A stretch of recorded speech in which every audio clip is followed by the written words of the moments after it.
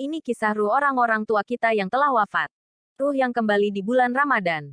Apabila tiba bulan Ramadan, semua ruh berkumpul di Lauh Mahfuz memohon kepada Allah SWT untuk bisa kembali ke bumi. Ada ruh yang diizinkan pulang ke bumi dan ada yang tidak diizinkan. Ruh yang diizinkan pulang adalah karena amalan baik mereka semasa hidup atau karena ada anak-anak yang mendoakan mereka. Manakala ruh-ruh yang tidak diizinkan pulang disebabkan kesalahan mereka semasa hidup, mereka akan terus dipenjara di Lauh Mahfuz.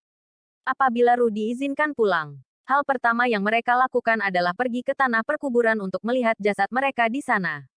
Kemudian mereka akan pergi ke rumah anak-anak mereka, orang yang mendapat harta pusaka mereka dan ke rumah orang yang mendoakan mereka dengan harapan keluarga yang mereka lewati itu memberi hadiah untuk bekal mereka. Hal ini akan berlanjut hingga tiba hari raya Aidil Fitri. Pada saat itu mereka akan mengucap selamat tinggal kepada jasad dan pulang semula ke Lauh Mahfuz dengan bekal yang didapatkan dari keluarga mereka yang masih hidup. Di sini diberitahu hikmah adanya alam kubur.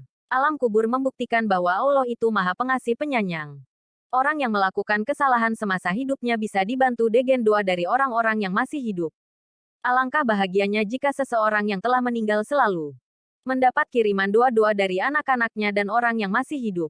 Oleh karena itu wahai sahabatku, jangan biarkan orang dua yang kita sayangi, yang menghadap Allah terlebih dulu dari kita sepi tanpa kiriman doa dan sedekah dari kita. Sesungguhnya apabila mati seorang anak Adam, terputus semua hal kecuali 3 perkara yaitu doa anak-anak yang soleh, ilmu yang bermanfaat dan sedekah amal jariah. Sebarkan hal ini kepada semua orang terdekat yang Anda cintai, dan mintalah mereka untuk melakukan hal yang sama. Yang jelas jika Anda tidak meneruskan hal ini maka Anda telah melepas kesempatan untuk saling menasihati dalam kebenaran dan beramal soleh. Jika Anda melakukannya dengan ikhlas, insya Allah Anda akan mendapat ganjaran pahala kebaikan. Jembatan paling panjang dan lama untuk dilalui oleh semua orang ialah jembatan titian sirat yang lebarnya ibarat sehelai rambut di belah 7 dan tajamnya lebih daripada mata pedang. Di bawahnya terbentang neraka dan di seberangnya terbentang surga yang luas.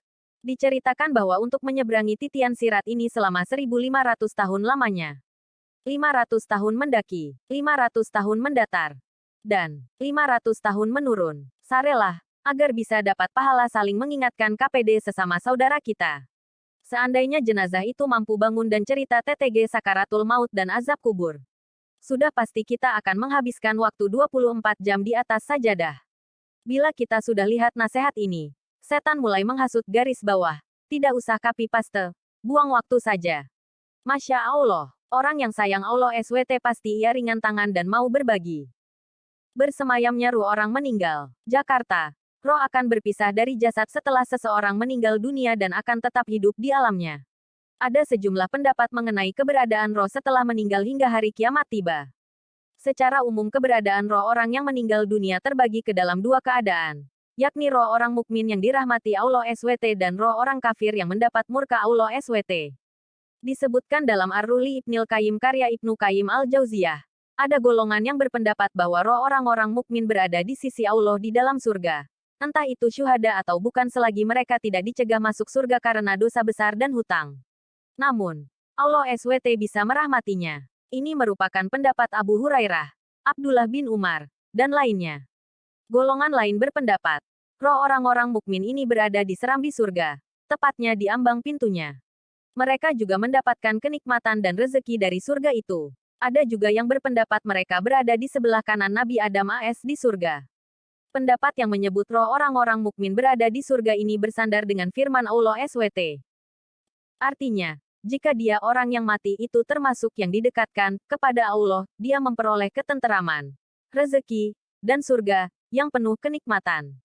Qs Al-Waqiah 88-89. Golongan ini juga berhujah dengan firman Allah SWT. Artinya, wahai jiwa yang tenang, kembalilah kepada Tuhanmu dengan ridha dan diridai. Lalu, masuklah ke dalam golongan hamba-hambaku dan masuklah ke dalam surgaku. Qs Al-Fajr 27-30.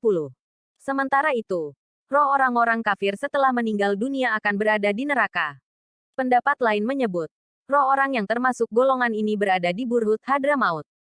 Menurut riwayat Ibnu Mandah dari Hamad bin Salamah, dari Ali bin Yazid, dari Yusuf bin Mahran, dari Ibnu Abbas, dari Ali bin Abi Talib, Burhut merupakan sebuah lembah yang paling dibenci di bumi. Sebagaimana dikatakan, lembah yang paling dibenci di bumi adalah sebuah lembah di Hadramaut yang disebut Burhut. Yang di sanalah roh orang-orang kafir ditempatkan. Di sana juga ada sumur yang airnya mengalir di sungai dan berwarna hitam. Seakan-akan nanah yang menjadi tempat sembunyian binatang berbisa. Kaab turut berpendapat. Roh orang-orang kafir berada di Sijin di bumi ketujuh. Di bawah pasukan iblis. Ini merupakan pendapat orang salaf dan halaf yang bersandar pada sabda Rasulullah SAW. Ya Allah, Ar-Rafiqul A'la. Roh orang-orang kafir yang ditahan di Sijin ini juga diriwayatkan Abu Sisyaih dari Hisyan bin Yusin. Dari Abdullah bin Soli juga diriwayatkan Abul Mugirah dari Abu Bakar bin Abu Maryam dari Damrah bin Hubaib. Ibnu Qayyim al-Jauziyah menjelaskan lebih lanjut. Orang yang berpendapat demikian menyatakan bahwa roh orang-orang kafir akan berada di Sijin tergantung pada tingkatan masing-masing.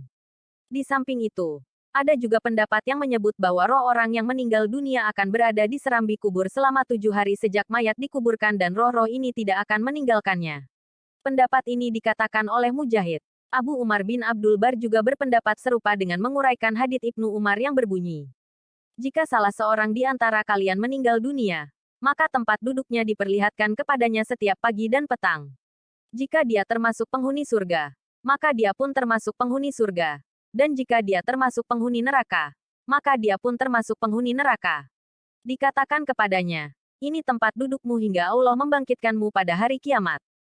Ibnu Abdul Bar mengatakan bahwa perkataan Ibnu Umar tersebut dijadikan bukti oleh orang-orang yang berpendapat bahwa roh orang yang meninggal dunia itu berada di serambi kubur. Menurut Ibnu Qayyim al-Jauziyah, ini merupakan pendapat Ibnu Abdul Bar yang paling benar karena hadits itulah yang paling baik dan lebih kuat.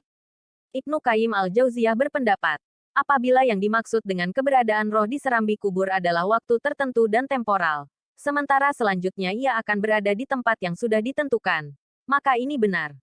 Tetapi tidak bisa dikatakan bahwa tempat yang ditentukan bagi roh itu adalah serambi kubur. Jelas Ibnu Qayyim al-Jauziyah seperti diterjemahkan oleh Katur Suhardi. Wallahu a'lam.